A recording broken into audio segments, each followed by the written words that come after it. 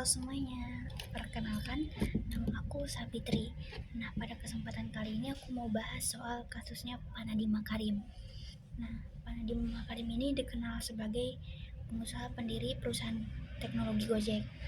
Dan beliau juga mantan Menteri Pendidikan, Kebudayaan, Riset dan Teknologi atau Kemendikbudristek Republik Indonesia. Nah, jadi saat beliau masih menjabat sebagai menteri, beliau tuh membawa sebuah gagasan tentang modernisasi birokrasi dan percepatan transformasi digital di sektor pendidikan. Salah satu program besar yang dijalankan oleh beliau itu adalah program digitalisasi pendidikan melalui pengadaan laptop Chromebook untuk bertujuan untuk mendukung pembelajaran berbasis teknologi, terutama pada saat COVID-19 tahun 2019 sampai 2022. Nah, program ini tuh menggunakan anggaran negara yang sangat besar, sekitar 9,9 triliun rupiah.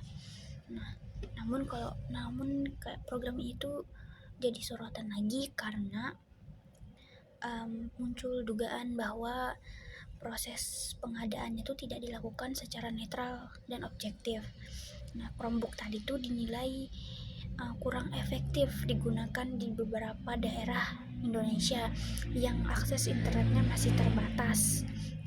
Nah, tapi nih pemerintah masih tetap memilih sistem tersebut, bahkan dalam jumlah yang besar. Makanya muncul dugaan tadi bahwa proses pengadaan laptop dalam program digitalisasi pendidikan ini tidak dilakukan secara terbuka dan netral.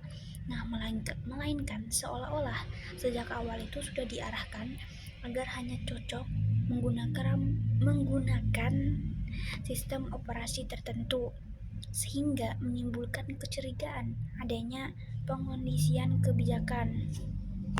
Karena kalau dalam pengadaan barang dan jasa pemerintah, seharusnya negara tuh membuat spesifikasi yang bersifat umum agar banyak produk yang bisa ikut bersaing secara adil.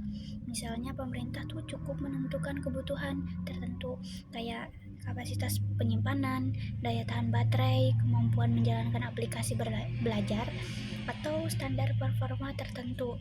Namun, dalam kasus ini tuh dinilai bahwa spesifikasi dan kajian teknis justru dibuat sedemikian rupa sehingga yang paling sesuai hanyalah Chromebook berbasis Chrome OS. Yang akibatnya pilihan produk menjadi sangat terbatas dan terkesan sudah diarahkan sejak awal. Nah, hal inilah yang disebut sebagai dugaan pengondisian kebijakan.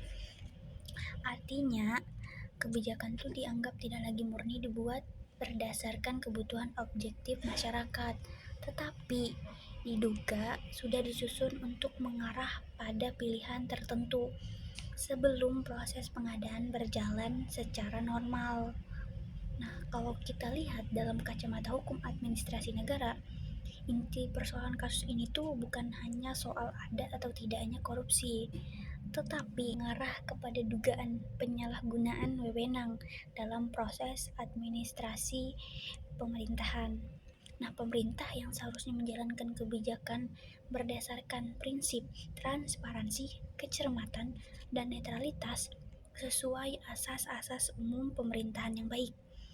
Tapi jika benar bahwa terdapat pengarahan spesifikasi dan intervensi dalam proses pengadaan tadi, maka hal itu tuh dapat dianggap sebagai bentuk penyalahgunaan kewenangan administratif karena kekuasaan negara digunakan tidak secara objektif. Kalau menurut pendapat aku sendiri, kasus ini tuh kayak nunjukin bahwa kebijakan modernisasi yang baik itu tetap harus dibarengi dengan prosedur administrasi yang benar.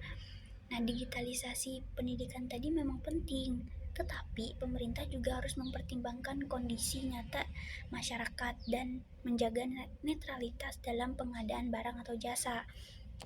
Kan kalau dalam negara hukum, tujuan yang baik itu tidak cukup jika proses pelaksanaannya tidak transparan dan akuntabel.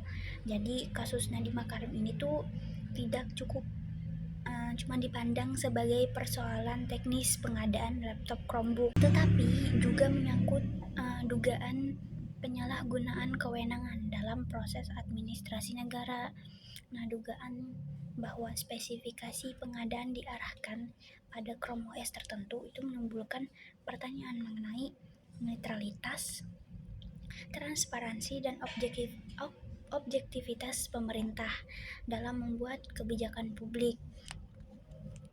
Nah, kalau dalam kacamata hukum administrasi negara tadi, hal ini tuh penting karena penjabat negara itu wajib menjalankan kekuasaan sesuai dengan asas-asas umum pemerintahan yang baik, bukan berdasarkan kepentingan tertentu atau pengondisian kebijakan. Selain itu, muncul juga beberapa perdebatan publik yang menyindir kemungkinan pertanggungjawaban hukum terhadap Nadiem Makarim. Nah, banyak pihak tuh yang mempertanyakan bahwa seorang menteri cukup hanya berdalih bahwa keputusan teknis dilakukan oleh bawahan. Padahal kan arah kebijakan itu berasal dari pimpinan tertinggi kementerian. Nah, kritik tersebut tadi pada dasarnya menyoroti prinsip tanggung jawab jabatan dalam administrasi negara, yaitu bahwa penjabat publik tidak bisa sepenuhnya melepaskan diri dari konsekuensi kebijakan yang dibuat di bawah kewenangannya. Namun sampai saat ini tuh penting untuk kita pahami bahwa dugaan tersebut itu masih berada dalam proses hukum dan masih belum ada putusan pengadilan yang menyatakan Nadiem bersalah. Nah, karena itu dalam negara hukum tadi tetap berlaku asas praduga tak bersalah. Meski demikian, kasus ini tuh tetap menjadi pelajaran bahwa modernisasi dan inovasi dalam pemerintahan itu tetap harus dibatasi oleh prosedur hukum, transparansi, dan akuntabilitas agar kekuasaan administrasi negara tidak disalahgunakan. Mungkin sekian, terima kasih.